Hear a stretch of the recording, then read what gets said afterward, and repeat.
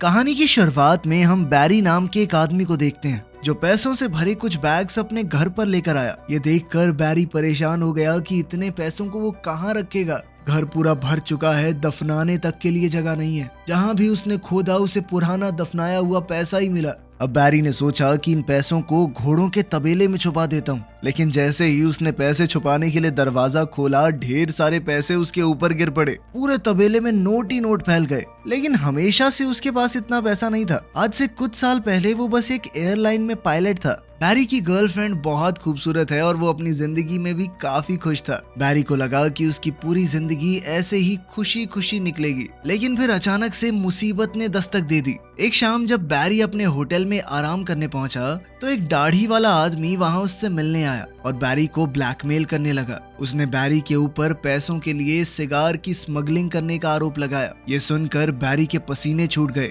क्योंकि अगर ये बात बाहर निकली तो उसकी बदनामी हो जाएगी। उसका पायलट का लाइसेंस रद्द कर दिया जाएगा। फिर क्या करेगा वो जिंदगी में। बैरी को घबराया हुआ देखकर इस आदमी ने बताया कि वो एक CIA एजेंट है और उसका नाम है मॉन्टी। फिर बैरी को उसने अपनी टीम से मिलवाया। वो बैरी को एक गुप्त जगह पर ले गए जो जहाज रखने की जगह थी। वहां उस वक्त का सबसे तेज प्लेन देखकर बैरी की आंखें चमक उठी। इस प्लेन में 2 बहुत ही ताकतवर इंजन थे। बैरी उस प्लेन को बड़े चाव से देखने लगा। मॉन्टी ये देखकर बहुत खुश हुआ और उसने बैरी को उसका मिशन बताया। बैरी को ये प्लेन सेंट्रल अमेरिका के दुश्मन देशों के ऊपर उड़ाना होगा। उसे प्लेन जमीन के पास थोड़ा नीचे उड़ाना है ताकि खुफिया तस्वीरें ली जा सकें। लेकिन ये खुफिया मिशन है, इसकी जानकारी बैरी किसी को नहीं दे सकता, अपनी गर्लफ्रेंड लूसी को भी नहीं। लेकिन बैरी को इस वक्त किसी भी चीज की परवाह नहीं थी। वो बस अपने सपनों के जहाज को उड़ाने के लिए उतावला था। मॉन्टी ने दरवाजे खोले ताकि बैरी जहाज की टेस्ट ड्राइव ले सके।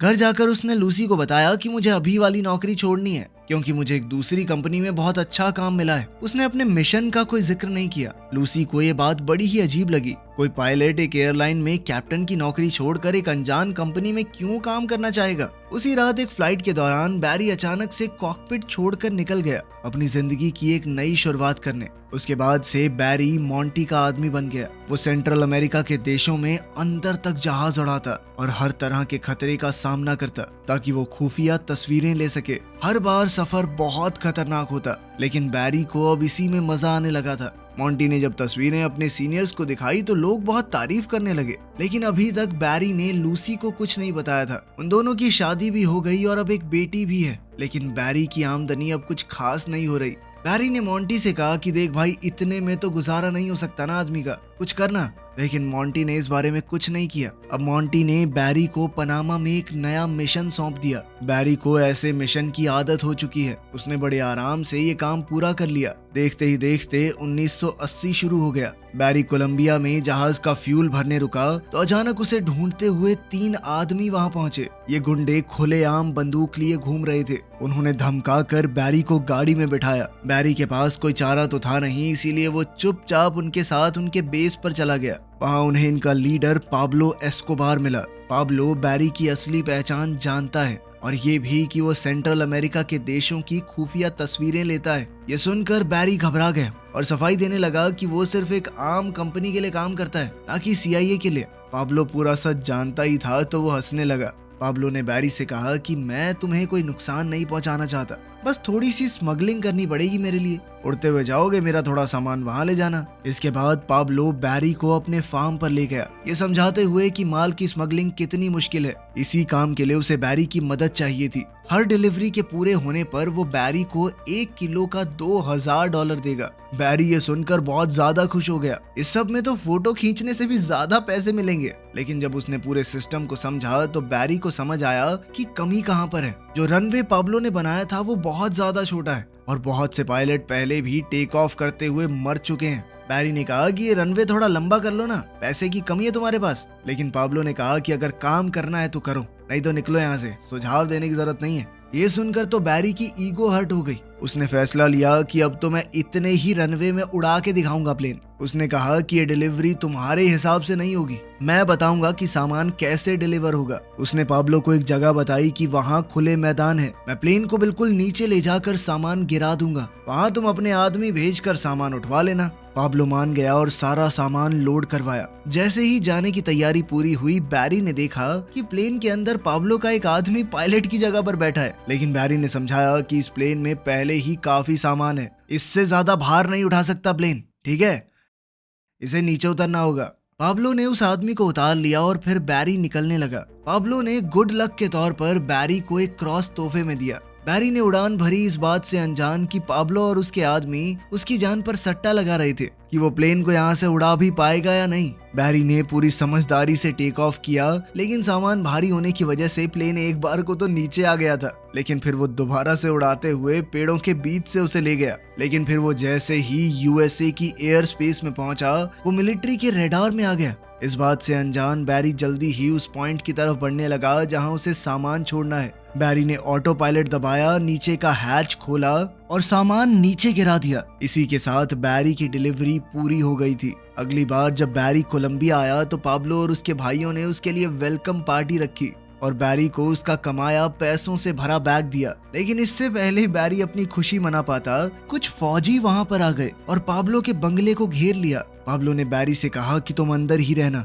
और वो खुद हालात संभालने के लिए बाहर निकल गया। लेकिन बैरी कभी यूं धुआंधार गोलीबारी के बीच नहीं आया था और उसकी घबराहट बढ़ती जा रही थी। बैरी ने पैसे उठाए और पाब्लो और उसके आदमियों को ढूंढने बाहर निकल गया। लेकिन बैरी को फौज के आदमियों ने पकड़ लिया और बाकी सबको भी। कुछ दिन बाद पाब्लो और उसके आदमियों को तो बेकसूर कहकर छोड़ दिया गया और सिर्फ बैरी जेल में रह गया। जब बैरी वहां पर बंद बहुत परेशान हो रहा था, तभी अचानक मॉन्टी वहां आया। बैरी के मुंह पर कई नील पड़े थे और 2 दांत भी टूट चुके थे। लेकिन मॉन्टी ने बताया कि तुम्हारे ऊपर ड्रग स्मगलिंग का आरोप लगा है और कल सुबह 6 बजे पुलिस तुम्हारे घर की तलाशी लेगी। ये सुनकर बैरी को बहुत दुख हुआ। वो अपने परिवार को इस सब में नहीं घसीटना चाहता था। उसने लगातार मॉन्टी से मदद की भीख मांगी। बैरी समझ ही नहीं पाया कि वो मॉन्टी के जाल में फंसता जा रहा है। मॉन्टी ने कहा कि हाँ, मैं तुम्हारी मदद कर सकता हूँ, लेकिन तुम्हें भी बदले में कुछ करना होगा। हाल ही में वहीं पास के एक देश में सरकार बदल गई है और उस प्रेसिडेंट का बहुत से लोग विरोध कर रहे हैं और अब यूएस की सरकार चाहती है कि उस देश में सरकार का विरोध करने वालों को हम पैसा और हथियार भेजें, लेकिन किसी को पता न चले कि हमने भेजे हैं। अमेरिका का नाम नहीं आना चाहिए कहीं पर। और इस काम को करने का जिम्मा मॉन्टी के ऊपर ही आया था और अब तो मॉन्टी के पास एक काबिल पायलट भी है। मॉन्टी बैरी का क्रिमिनल रिकॉर्ड तो नहीं मिटा सकता, लेकिन उसने बैरी को सलाह दी कि तुम्हें घर बदलना होगा। एक छोटा सा शहर है मीना, वहां पर मिलना मुझसे। बैरी के पास कोई रास्ता तो था नहीं, इसीलिए उसने घर पहुंचकर लूसी और अपनी बेटी को उठाया और कहा कि जल्दी से बैग पैक करो, हम जल्द ही यहाँ से निकलेंगे। बैरी की इस हरकत से लूसी को शक हुआ। लूसी ने बार बार पूछा कि हो क्या रहा है ये सब, लेकिन बैरी कुछ भी समझाने की हालत में नहीं था। उसने लूसी से कहा कि मुझ पर भरोसा रखो। सुबह होते ही पूरा परिवार सारा सामान बांधकर उस जगह से निकल गया।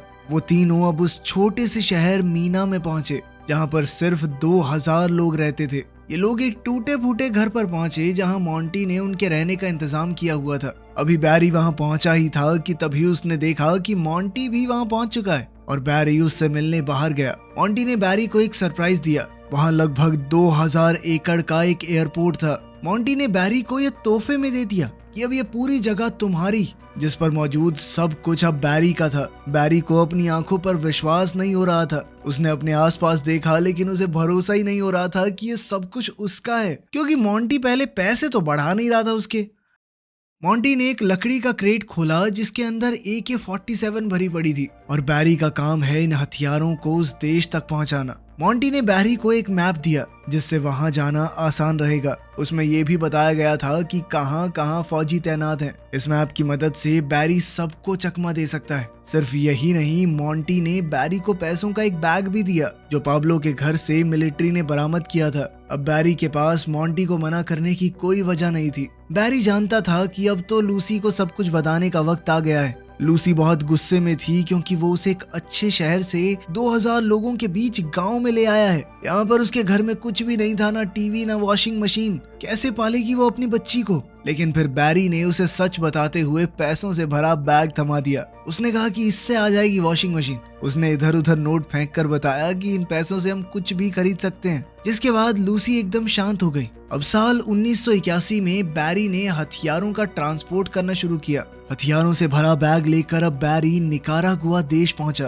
बैरी को लगा कि ये लोग उसका स्वागत करेंगे, लेकिन वहाँ पहुंचकर पता चला कि इन लोगों को हथियारों में कोई दिलचस्पी नहीं है, बल्कि उन्होंने बैरी के चश्मे और जूते छीन लिए, जिससे बैरी को गुस्सा आ गया। उसने तुरंत मोंटी को फोन किया और किस्सा समझाया, लेकिन मोंटी ने कुछ खास जवाब नहीं दिया। उसने कहा कि बैरी का काम हथियार सही वक्त पर सही जगह पहुंचाना है, उन लोगों को नहीं चलाने ना चलाएं। लाचार होकर वो दोबारा से उस देश में गया डिलीवरी करने, लेकिन इस बार वो अपने बचाव के लिए बेसबॉल बैट साथ लेके गया था कि आगे बढ़े ना माथा फोड़ दूंगा मैं, चुपचाप बंदूकें लो और निकलो यहाँ से। इस बार उसने इन विरोधियों को कुछ तोहफे भी दिए। हैरानी तो उसे तब हुई जब पाब्लो और उसके 2 भाई भी उस जगह आ गए, पर वो यहाँ लड़ने नहीं आए थे, बल्कि उन्होंने बताया कि ये विरोधियों का ढोंग हमने ही रचा है ताकि अमेरिका की मदद ले सकें। अब पाब्लो ने दोबारा बैरी को पिछली बार की तरह स्मगलिंग करने के लिए कहा ताकि अवैध सामान की डिलीवरी यूएसए में की जा सके, क्योंकि बैरी के पास अब जबरदस्त मैप है जो उसने मोंटी ने दिया था।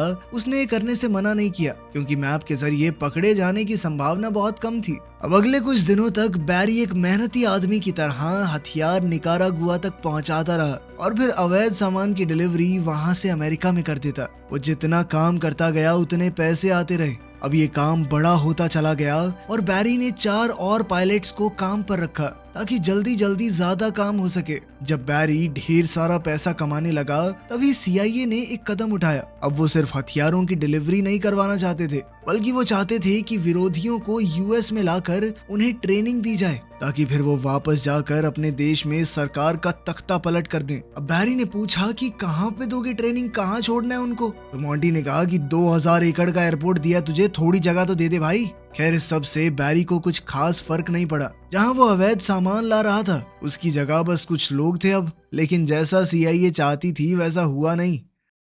अपने देश में गरीबी और भूखमरी से परेशान ये विरोधी जैसे ही यूएसए की जमीन पर पहुंचे वो वहां से भाग जाते थे कि हमें वापस नहीं आना, लेकिन बैरी को इस सब से कोई फर्क नहीं पड़ता था। लेकिन फिर जल्द ही उसके सामने एक बड़ी परेशानी आई। बैरी के पास बहुत सारा पैसा था, पर अब वो सारा पैसा बैंक में तो जमा कर नहीं सकता, लोग पूछेंगे कहाँ से आया पैसा। इसीलिए उसने बहुत कम हिस्सा बैंक में जमा किया और बाकी पैसे आराम की जिंदगी जीने के लिए इस्तेमाल करने लगा। उसने पूरे शहर को पूरे साल की बेसबॉल की टिकट्स तोहफे में दे दी। उसने लूसी के लिए एक नई कार खरीदी और पूरे घर को रेनोवेट कर दिया, लेकिन वो जितना खर्चा करता उससे 2 गुना पैसा उसके पास आ रहा था। अब बैरी ने अपना पैसा छुपाने के लिए बहुत सी कंपनियां शुरू कर दी और शहर के लोगों को बिना मतलब के नौकरियों पर लगा दिया। उसके घर के हर एक कोने में पैसा छुपा कर रखा हुआ था, यहाँ तक कि थोड़ा पैसा घर के पीछे दफना दिया। बैरी बहुत ही बढ़िया जिंदगी जी रहा था, लेकिन फिर एक दिन लूसी का नालायक भाई उनसे मिलने आया और बैरी से कुछ पैसे मांगने लगा।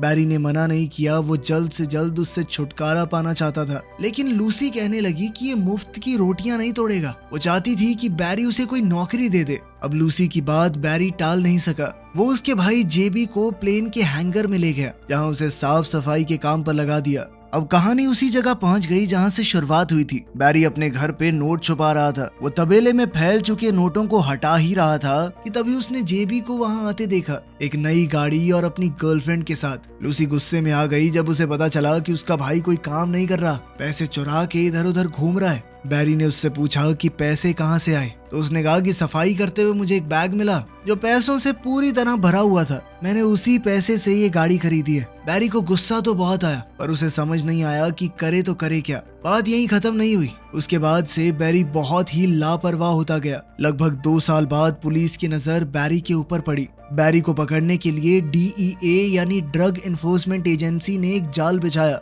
लेकिन बैरी जहाजों के बारे में सब कुछ जानता था। उसे पता था कि DEA के जहाज तेज तो हैं, लेकिन उनकी रेंज ज्यादा नहीं होती। बैरी पूरी रात समुद्र के ऊपर गोल गोल घूमता रहा और जल्द ही पुलिस के प्लेन्स का फ्यूल खत्म हो गया और उन्हें वापस मुड़ना पड़ा। लेकिन बैरी के ऊपर अब सिर्फ DEA ही नहीं, FBI की भी नजर थी। जिस हिसाब से बैरी के पास पैसा आ रहा था वो उनकी नजर में आ गया था। जल्द ही FBI के कुछ लोग मीना पहुंचे जांच करने। FBI के एक एजेंट ने देखा कि वहां पर बैंक ही बैंक खुले हुए हैं और एक से बढ़कर एक महंगी गाड़ियां सड़कों पर चल रही हैं। वो समझ ही नहीं पा रहे थे कि आखिर इस शहर के लोगों के पास इतना पैसा आ कहां से रहा है। एक और मिशन के दौरान बैरी अब बॉर्डर पेट्रोल की नजर में भी आ गया था। और जिस तरह डीईए को बैरी ने चकमा दिया था, उस बात को ध्यान में रखते हुए बॉर्डर पेट्रोल वालों ने बैरी के प्लेन जैसे ही 2 और प्लेन भेजे ताकि इस बार किसी भी हालत में बैरी पकड़ा जाए। बैरी ये देखकर गुस्से में नीचे की तरफ बढ़ने लगा और हाईवे के ऊपर ही प्लेन लैंड करने लगा। लैंड होते ही जब बैरी प्लेन से उतरा, उसने सड़क पर मौजूद बच्चों की तरफ थोड़े पैसे फेंके, उनकी साइकिल ली और वहां से गायब हो गया। अभी बैरी ने सांस भी नहीं ली थी कि तभी पाब्लो का फोन आ गया। डीईए पाब्लो के पीछे भी पड़ी थी, इसीलिए अब वो कोलंबिया में नहीं रह सकता। वो अब वहां से भागकर निकारागुआ आ गया था, जिसके बाद बैरी भी वहां के लिए निकल गया। जैसे ही बैरी गया, जेबी ने एक पैसों से भरा बैग उठाया और अपनी नई गाड़ी लेकर मौज मस्ती करने के लिए निकल गया। उसके हाथ में पैसों से भरा सूटकेस था और वो एक रेस्टोरेंट में घुस गया, लेकिन वहां देखा कि पुलिस वाले खाना खा रहे हैं। डर कर जेबी अचानक भागा, लेकिन पुलिस वालों ने उसका पीछा करके उसे पकड़ लिया। इस वक्त बैरी पाब्लो से मीटिंग कर रहा था। जैसे ही लूसी से इस पूरी घटना की खबर मिली, बैरी जल्द से जल्द वापस मीना पहुंचा। उसने शहर के सबसे महंगे वकील को बुलाया जेबी को छुड़वाने के लिए, लेकिन पाब्लो को शक हो गया कि कहीं जेबी ने पुलिस को सब कुछ बता तो नहीं दिया। तो उसने बैरी से कहा कि मैं तुम्हारी मदद करूंगा इस सब को ठीक करने में। बैरी समझ गया कि अगर मामला इसने अपने हाथ में लिया तो खून खराबा होगा। बैरी ने बहुत मना करने की कोशिश की, लेकिन पाब्लो नहीं माना। इसके बाद बैरी जेबी से मिलने के लिए भागा। जैसे ही जेबी स्टेशन से निकला, बैरी ने उसे गाड़ी में बैठाया, एक पैकेज दिया जिसमें पूरी जिंदगी गुजारने के लिए पैसे हैं और एक पासपोर्ट के साथ साथ प्लेन की टिकट्स भी हैं। बैरी चाहता था कि जेबी देश छोड़कर चला जाए, लेकिन जेबी को लगा बैरी उसे भगाना चाहता है। गुस्से में जेबी ने बैरी से कहा कि हर महीने पैसे पहुंचने चाहिए मेरे तक, वरना पुलिस को सब कुछ बता दूंगा मैं। फिर वो लूसी को भी गालियां देने लगा। अब बैरी बहुत गुस्से में आ गया और वो गाड़ी से उतरकर जेबी के पीछे दौड़ा, लेकिन तभी जेबी ने डर कर गाड़ी स्टार्ट की और वहां से भगाई। बैरी उसके पीछे पीछे भाग ही रहा था कि रुक साले, मैं बताता हूँ तुझे। लेकिन थोड़ी दूर जाते ही गाड़ी में जबरदस्त धमाका हुआ, जिसमें जेबी मारा गया और पैसे इधर उधर उड़ने लगे। बैरी एक बार के लिए तो भौचक्का रह गया, पर अंदर ही अंदर वो समझ गया था कि ये पाब्लो का काम है। बैरी ने अपनी गाड़ी से जेबी की गाड़ी को खींचना शुरू किया और उसे जंगल में छोड़ दिया। वहीं सीआईए को पता चल गया कि जो हथियार निकारागुआ भेजे गए हैं वो ड्रग ट्रैफिकिंग करने वालों के हाथ लग गए हैं। निकारागुआ से लाए गए विरोधी जिन्हें ट्रेनिंग दी गई थी, उनमें से बहुत कम लोग ट्रेनिंग पूरी करके वापस लड़ने गए। अब सीआईए वालों को समझ आया कि इनको बुलाकर ट्रेनिंग देना बहुत बड़ी बेवकूफी थी और मोंटी से ये सारा मिशन कैंसिल करने के लिए कहा।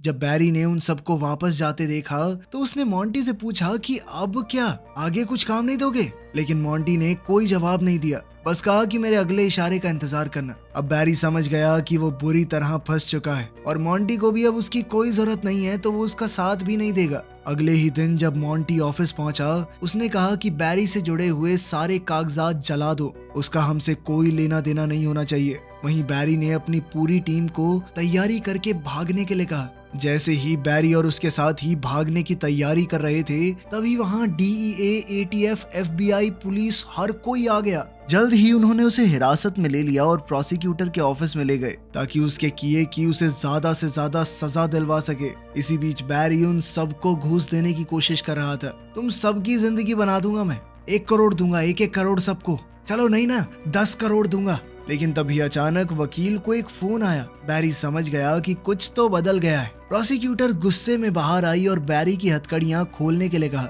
और उस एक फोन ने बैरी को आजाद कर दिया। जैसे ही वो बाहर निकला, सूट में 2 आदमी उसे गाड़ी में बैठाकर ले गए। बैरी को लगा कि ये मोंटी के आदमी हैं, लेकिन उसे वहां से डायरेक्ट एयरपोर्ट ले जाया गया और वहां से सीधा बैरी पहुंचा व्हाइट हाउस में। अब बैरी को प्रेसिडेंट से मिलना था तो वो काफी घबराया हुआ था। वो समझ नहीं पा रहा था कि उसे यहाँ क्यों लाया गया है। सीआईए के डायरेक्टर और आर्मी कर्नल ने यह फैसला लिया कि बैरी एक आखिरी बार पाब्लो से डील करेगा ताकि इस मौके का फायदा उठाकर पाब्लो की खुफिया तस्वीरें ली जा सकें। ये ऐसे सबूत होंगे जिन्हें झुकलाया नहीं जा सकेगा। बैरी ये काम करने को तैयार तो हो गया, लेकिन वो बहुत घबरा रहा था। अगर पाब्लो एस्कोबार को भनक तक लग गई कि बैरी उसे फंसाना चाहता है तो वो उसके चीथड़े उड़ा देगा। अपने परिवार से अलविदा कहकर बैरी और उसके असिस्टेंट ने एक सफर शुरू किया। वो एक तूफान से गुजरते हुए निकारागुआ पहुंचे। जैसे ही प्लेन का दरवाजा खोला, फौजी बंदूकें लेकर तैनात हो गए। बैरी घबरा गया, समझाने लगा कि ये सिर्फ एक तोहफा है,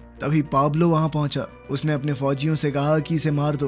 बैरी बहुत ज्यादा डर गया, पर तभी पाब्लो हंसने लगा और अपने फौजियों को पीछे हटने को कहा। पाब्लो का मजाक करने का अलग ही तरीका था। अब बैरी ने थोड़ा शांत होकर पाब्लो और उसके साथियों को सारे हथियार दिए। बैरी के साथी ने चुपके से खुफिया कैमरा चालू किया, जिससे पाब्लो और उसके साथियों के चेहरे साफ रिकॉर्ड हो गए। अब पुलिस के पास उनके खिलाफ ठोस सबूत आ गए थे। डायरेक्टर ने खुश होकर सबके लिए पार्टी रखी। बैरी ने अपना एक खतरनाक मिशन पूरा कर दिया था, लेकिन फिर एक दिन सरकार ने अपना वादा तोड़कर टीवी पर उसके चेहरे वाली फोटोज साफ साफ दिखा दी। दिखाना तो वो पाब्लो को चाहते थे, लेकिन पाब्लो के पास क्या टीवी नहीं था। अब उसे भी पता चल गया था कि बैरी ने उसे धोखा दिया है। उसने जल्द ही अपने कुछ गुंडों को भेजा बदला लेने के लिए। लेकिन बात यहीं खत्म नहीं हुई। सरकार पूरी तरह पलट गई। उन्होंने बैरी पर स्मगलिंग के आरोप लगाए, इसलिए एफबीआई ने उसका सारा पैसा, सारी प्रॉपर्टी जब्त कर ली। उसका सब कुछ जब्त होने से एक रात पहले बैरी ने किसी तरह अपनी पत्नी लूसी को सारी ज्वेलरी पहनाकर वहां से भाग जाने को कहा, क्योंकि जो चीज उन्होंने पहनी होगी वो कोई जब्त नहीं कर पाएगा। लूसी अपने पति को छोड़कर जाना तो नहीं चाहती थी, पर वो समझ चुकी थी कि अब कोई चारा नहीं। अपने बच्चों के लिए उसे ये सब करना ही होगा। अगले दिन एफबीआई ने बैरी का पूरा घर उलट पुलट दिया। बैरी समझ गया था कि अब उसके हाथ में कुछ नहीं रहा, ना उसका परिवार और ना ही पैसे। धीरे धीरे मामला शांत होने लगा और बैरी की सजा भी बहुत कम कर दी गई। वो जानता था कि पाब्लो उसे आसानी से छोड़ने वाला तो है नहीं। वो हर रात होटल का कमरा बदलता रहता। इस तरह डर डर के वो कुछ साल जिंदा रहा, लेकिन फिर एक दिन एक गुंडे ने उसे गाड़ी में ही गोली मार दी। तो आपके हिसाब से बैरी के साथ सही हुआ या गलत? कमेंट्स में जरूर बताना। मिलते हैं अगली वीडियो में।